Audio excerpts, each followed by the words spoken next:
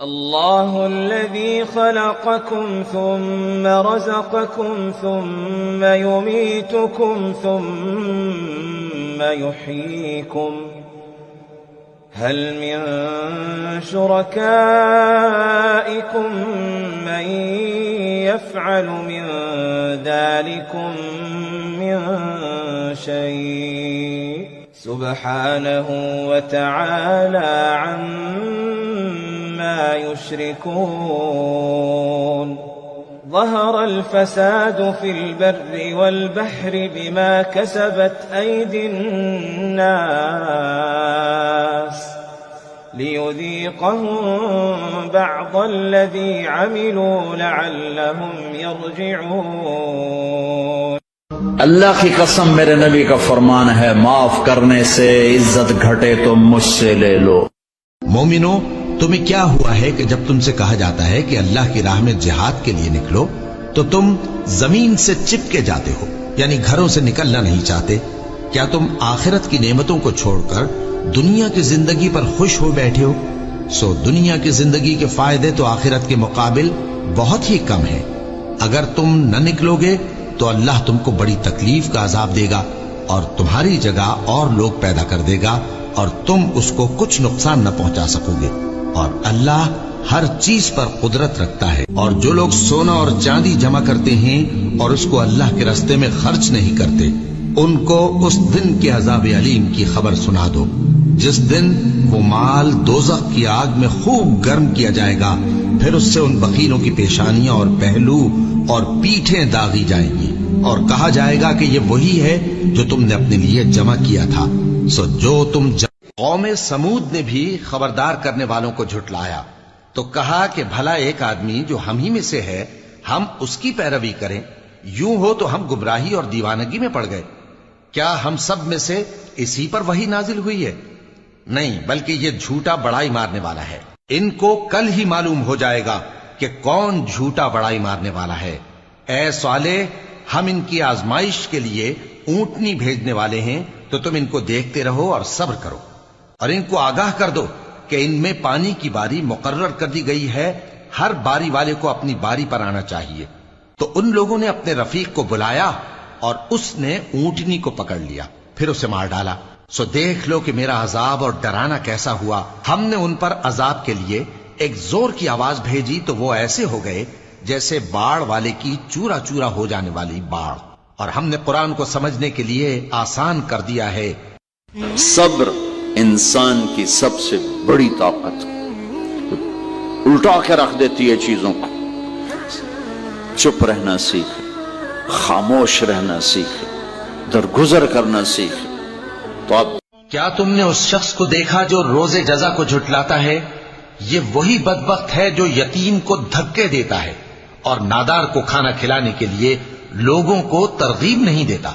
تو ایسے نمازیوں کی خرابی ہے جو اپنی نماز کی طرف سے غافل رہتے ہیں، جو ریاکاری کرتے ہیں اور جو برتنے کی چیزیں مانگنے پر نہیں دیتے۔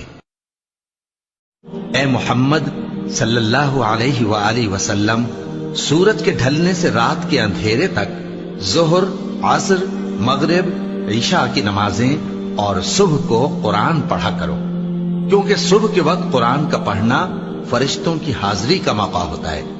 اور بعض حصہ شب میں بیدار ہوا کرو اور تہجد کی نماز پڑھا کرو، یہ شب خیزی تمہارے لیے ایک اضافی عمل ہے۔ امید ہے کہ اللہ تم کو مقام محمود پر فائز فرمائے۔ اور کہو کہ اے پروردگار، مجھے مدینے میں اچھی طرح داخل کیجو اور مکے سے اچھی طرح نکالیو، اور اپنے ہاں سے زور و قوت کو میرا مددگار بنائیو، اور کہہ دو کہ حق آ گیا اور باطل نابود ہو گیا، بے شک باطل نابود ہونے والا ہے۔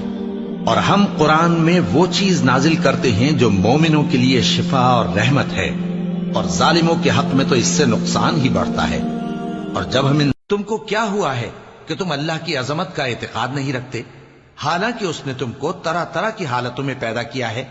کیا تم نے نہیں دیکھا کہ اللہ نے 7 آسمان کیسے اوپر تلے بنائے ہیں، اور چاند کو ان میں روشن بنایا ہے، اور سورج کو چراغ بنا دیا ہے؟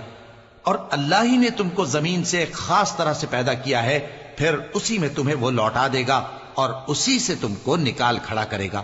اور اللہ ہی نے زمین کو تمہارے لیے فرش بنایا تاکہ اس کے بڑے بڑے کشادہ رستوں میں چلو پھرو۔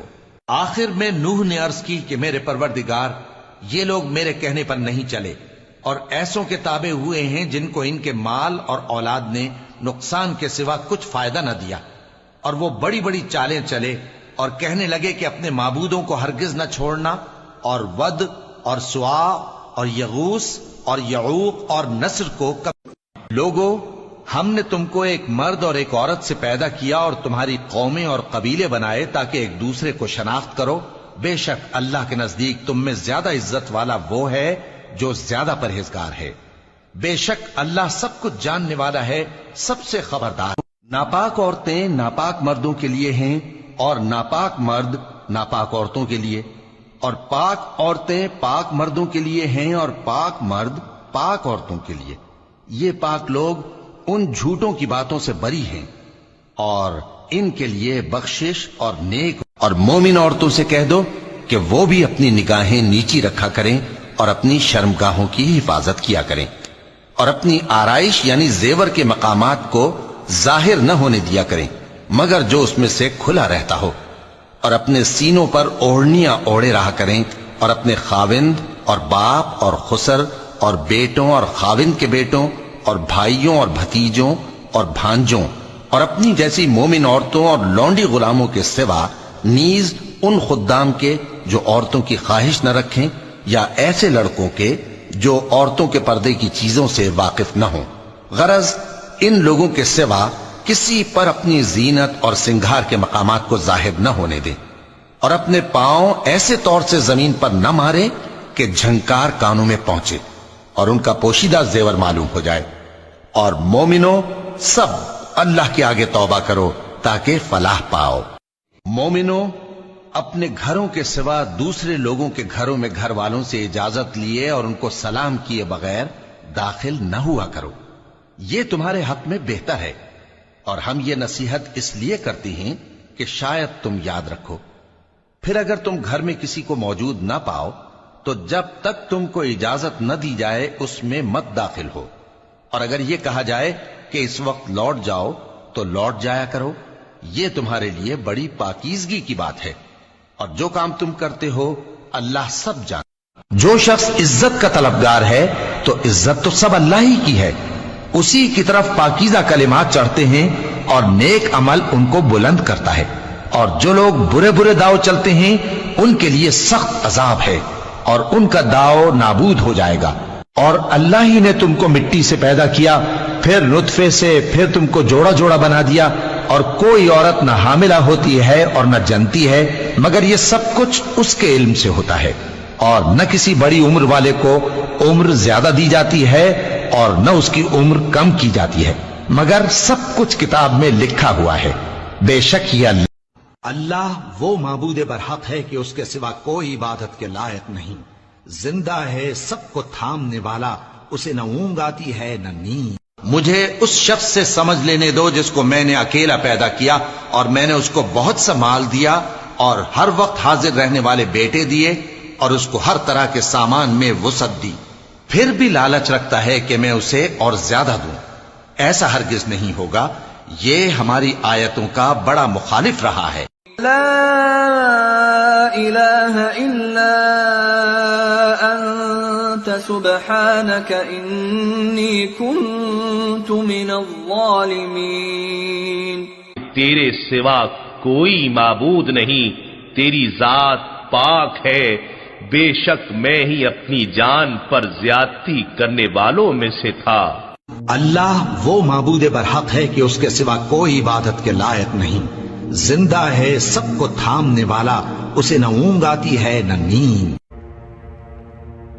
یا رب کریم، تو ہی رحمان و رحیم ہے، کرم کرنے والا ہے، معاف کرنے والا ہے۔